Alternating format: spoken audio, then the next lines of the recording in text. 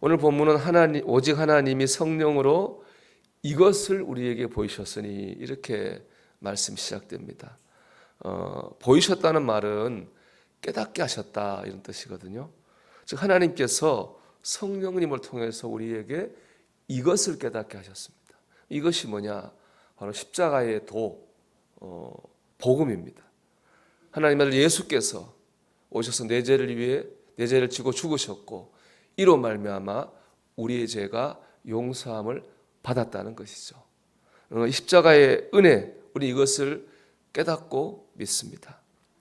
근데 당대 그 세계 가장 뛰어난 철학자였던 그 당시의 헬라 철학자들이 제일 뛰어난 철학자 아닙니까? 근데 그들은 이 십자가의 도를 이해를 못합니다. 받아들이지 않는 겁니다. 거룩한 하나님의 아들이 왜 죽느냐는 거죠.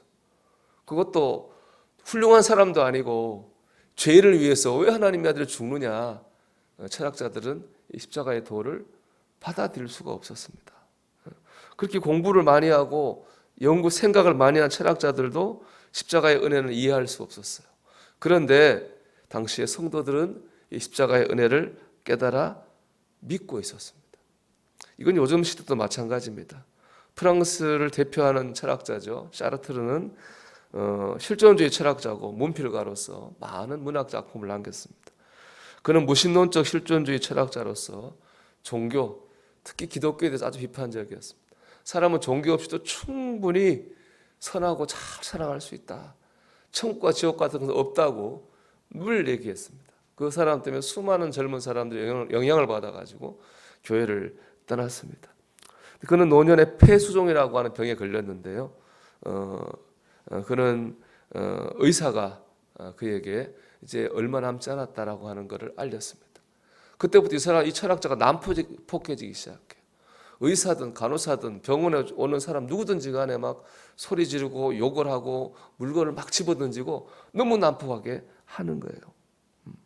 병원 사람들은 그래도 인생의 대철학자인데 마지막에 좀 품위 있게 죽음을 맞이할 줄 알았는데 너무 난폭한 모습에 실망하고 놀랐다고 그래요. 심지어는 그 사람 이름이 있으니까 오히려 그 소문이 외부에 나가지 않도록 출입자를 제한하는 그런 조치까지 했다고 합니다. 얼마 후 사르트르는 죽었고요. 결국 죽음 앞에 보인 그의 반응이 알려지자 사람들은 매우 실망하고 의아해했습니다. 그때 한 신문 기자는 그의 모습을 보고요. 심판의 하나님을 만날 사실이 사르트르를 공포로 몰아넣어서 그로 하여금 그토록 죽음을 거부하게 했다. 그렇게 얘기했습니다. 하나님 만나기 무서워서라는 거죠. 저는 이거를 보면서 믿음 안에서 평안하게 마지막을 맞이한 성도들의 모습이 떠올랐습니다. 그 대단한 철학자도 깨닫지 못했던 진리를 우리는 깨닫고 믿고 있습니다. 그 이유는 오늘 말씀처럼 성령께서 우리에게 이것을 깨닫게 해주셨기 때문에 그렇습니다.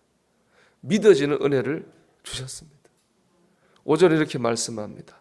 너희 믿음이 사람의 지혜에 있지 아니하고 다만 하나님의 능력에 있게 하려 하였노라.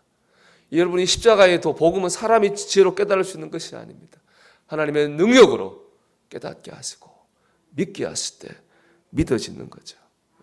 여기에 세상 종교와 기독교의 차이가 있습니다. 세상 종교는요, 사람이 신을 찾아가야 됩니다.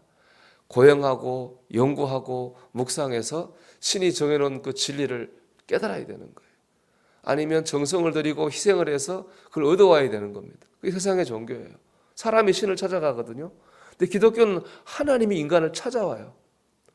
하나님 인간을 찾아와가지고 깨닫게 하시고 믿어지게 하시는 거예요. 여기 이제 말씀을 한마디로 하면 계시거든요. 여러분 계시라고 하는 거는 내가 연구해서 아는 게 아닙니다. 계시는 하나님이 알려주셔서 깨닫는 거예요. 계시거든요. 하나님은 계시하시는 분이에요. 우리를 깨닫게 하시고 우리를 인도하시는 분입니다. 그렇기 때문에 하나님 이런 분이기 때문에 신령한 사람은 누구냐? 하나님과 많이 교제하는 사람이에요. 성경 읽고 기도하고 찬양 가운데 있는 사람이죠. 물론 율법적으로 성경을 이만큼 읽어야 되고 기도를 이만큼 해야 되고 이만큼 찬양해야 된다. 그래야 은혜 받는다. 그런 건 없어요. 그런데 계시하신 하나님의 계시의 통로가 말씀이거든요. 통로가 기도고 통로가 찬양이에요. 그렇기 때문에 신령한 사람은 말씀과 기도와 찬양 가운데에 거하는 사람일 수밖에 없습니다. 성경은 인간을 세 종류로 구분해요. 구원받지 못한 사람, 자연인이죠. 구원은 받았지만은 육신적인 삶을 사는 육신에 속한 신자가 있고요. 세 번째는 성령의 사람, 즉 신령한 그리스도인이 있습니다. 하나님 믿으니까 우리는 구원받지 못한 자연인은 아니죠. 우리는 육신적인 그리스도인 될 수 있고 신령한 그리스도인 될 수 있습니다. 아니면 그 이 둘 사이를 왔다 갔다 할 수 있습니다. 어느 날은 육신에 속한 신자였다가 어느 날은 신령한 사람이었다가 왔다 갔다 할 수 있는 거죠. 여러분, 우리가 어제는 어떻게 살았든지 간에 오늘은 신령한 그리스도인으로 살기를 바랍니다. 오늘 그래서 계시를 깨닫고 하나님 인도하심 가운데에 우리가 살아갈 수 있는 저와 여러분이 되시기를 주님의 이름으로 축원합니다.